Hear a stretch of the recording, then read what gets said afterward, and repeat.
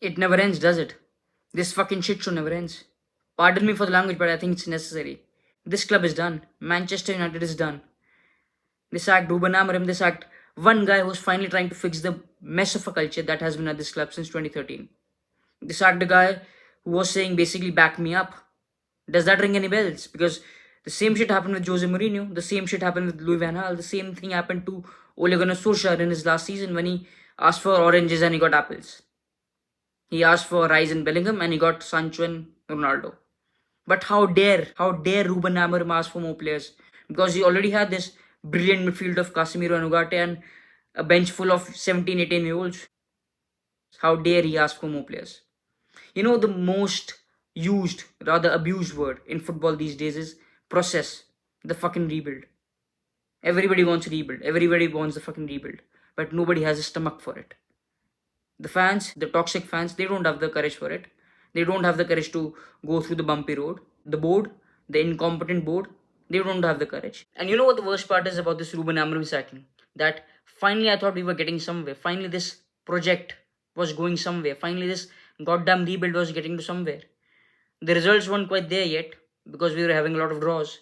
Because the players can't finish chances and we keep missing sitters in every game and the coach can't come on the pitch and score for them. He can't come on the pitch and score for Dorgu and Sesko. But the performances were better. We were playing good football. Much better than last season. Last season, we were losing games left, right, and center. But this season it was different. We were not losing games like last season. And people love stats these days. So I'll give you some stats. Manchester United have lost only 2 games in the last 14 in the league. We are one of the best goal scoring teams in the league this season, just behind City and Arsenal. We are one of the best XG creating teams in the league this season, just behind City and Arsenal.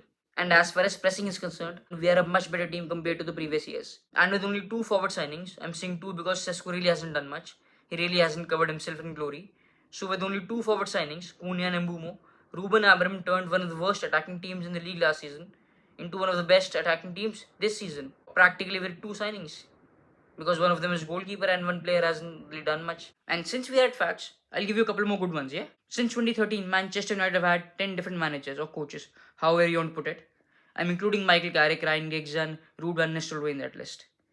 And during that time, we have won no Premier League titles, we have won no Champions League, we haven't even qualified for the Champions League consistently. And during that time, we have spent a lot of money. We have signed many players, a lot of players. This, in the words of Jose Mourinho, is football heritage. And I'll give you one more big fact.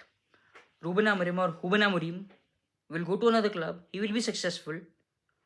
And as for Manchester United, we will sign another coach. It looks like Ole Gunnar Solskjaer will be coming back. Ole is back at the wheel. He'll be coming back for what, 4 months, 5 months, and then in the summer, a new guy will come. He will be at this club for 6 months, 12 months. Then another new guy will come. He will be there here for 6 months, 12 months, and we'll keep going around and around in this damn cycle. We'll remain stuck in this vicious cycle. As for Ruben Amorim, he will be successful in another club, and we'll continue this process of sacking coaches and hiring coaches and sacking coaches. This is called football heritage. Football heritage of Manchester United of the past 13 years.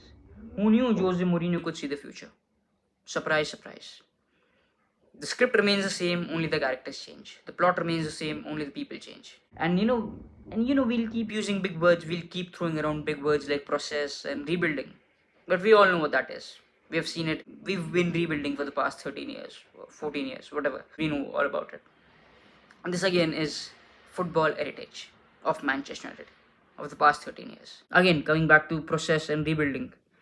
Manchester United is a classic example of how not to do a rebuild. You don't take the rebuilding road, walk 1/4 of the distance, and suddenly realize that it's a bumpy road and you run back to the starting point. I'm sorry, this is not how it works. You look at Arsenal, you look at Liverpool. Arsenal struggled in the initial period under Arteta. Liverpool struggled in the initial period under Klopp. But look at them now. Their processes were successful because they were willing to be patient, suffer the short-term pain for the long-term gain. But at Manchester United, nobody has the patience. Everybody wants the process, but nobody has a stomach for it.